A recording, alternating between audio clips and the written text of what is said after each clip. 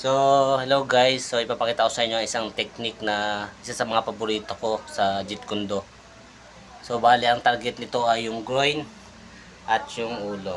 So ito yung pamangkin ko. So, hindi ko muna plug sa camera kasi pa-time violation. Okay. So, kapag bago lumapat ang suntok ng isang alaban, so ibig sabihin, meron siyang dalawang open. Ito, yung kanyang groin o yung kanyang itlog at yung ulo. Bali sa dalawang ito ang patamaan natin.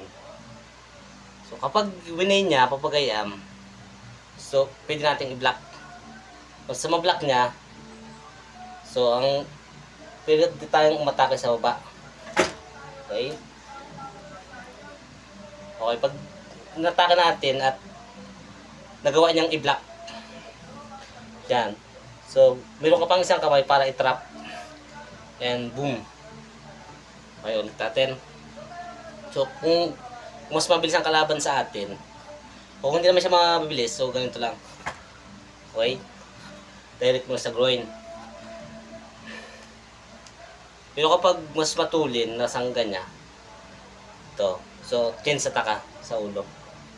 Using your back fist. Okay? Oh. Ang takot. Okay. So nakikita niyo siguro yung technique na to. Ito ay sa Wing Chun o pinasikat na Bruce Lee sa Enter of the Dragon. Okay. Yan. So that's for today. Thank you.